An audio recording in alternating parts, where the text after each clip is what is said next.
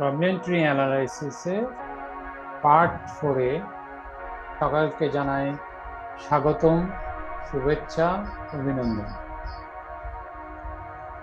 আপনারা জানেন বিগত 3 দিন আমরা কমপ্লিমেন্টারি অ্যানালাইসিস কি, কেন, কিভাবে এবং 5W কোর্সিং দিয়ে করা যায় চিন্তা ভাবনা করেছি, স্টেপ দেখেছি এবং বিভিন্ন ধরনের ভিজুয়ালাইজেশন দেখেছি। স্টেপ বাই স্টেপ কিভাবে কমিউনিটি অ্যানালাইসিসের গহ্বরে টপ টু বটমে যা যায় সেটা জানার চেষ্টা করেছি। আজকে ঠিক কিছু এক্সাম্পল দেখার চেষ্টা করব। হ্যাঁ, আপনারা দেখছেন যে একটা কমপ্লিটেড প্রবলেম ট্রি দেখা যাচ্ছে, যেখানে recycle product place in waste bin. আমরা জানি যে প্লাস্টিক জাতীয় বা বিভিন্ন ধরনের প্রোডাক্টগুলো আমরা বিভিন্ন ধরনের ময়লার ঝুড়িতে কিভাবে রাখা যায় এবং সেটা ডাম্পিং সিস্টেম কি হতে পারে পাশ্চাত্য দেশে এবং আমাদের মতো লোয়ার মিডল ইনকাম কান্ট্রির ক্ষেত্রে এবং বিভিন্ন ধরনের উন্নত দেশের ক্ষেত্রে হেলথ হ্যাজার্ড থেকে রক্ষা পেতে এবং এনভায়রনমেন্ট সাস্টেনেবিলিটির ক্ষেত্রে কীভাবে করা যায় সে বিষয়গুলো নিয়ে আমরা একটা দৃষ্টান্ত আকারে বা এক্সাম্পল আকারে যাওয়ার চেষ্টা করবো। দেখেন, ওপরে দেখা যাচ্ছে কিছু ইফেক্ট, মাঝখানে ফোর প্রবলেম কজেস।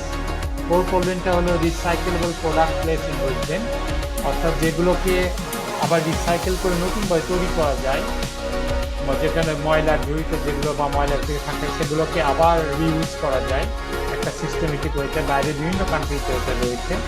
এটাকে যদি আমরা পজ দেখি তো দেখা যায় কোনো রুমই নাই যেখানে রিসাইকেল করে রাখা যায়। অংশ দেখা যায় যে রিসাইকেল করবো সে বিন বা ঝুড়িটা অনেক ছোট, বিভিন্ন ধরনের প্লাস্টিক আইটেম থাকে যেখানে মানে অ্যাকোমোডেট করা যায় না। অনেক সময় দেখা যায় যে রিসাইকেল বিন যেখান থেকে কালেকশন করবে ঝুড়িটা সেটা পাওয়া যায় না ঠিক মতো, অর্থাৎ মার্কেটে পাওয়া যায় না, ডেলিভারি পাওয়া যায় না, সময় দামও বেশি। পিপল পারচেস টু মাস প্যাকেজিং, মানে সহজে কিনতে পারে না, অ্যাফোর্ড করতে পারে না আমাদের মতো যেসব স্বল্প উন্নত দেশে। এবং দেখা যায় কোথাও কোনো রিসাইকেল বিনই খুঁজে পাওয়া যায়।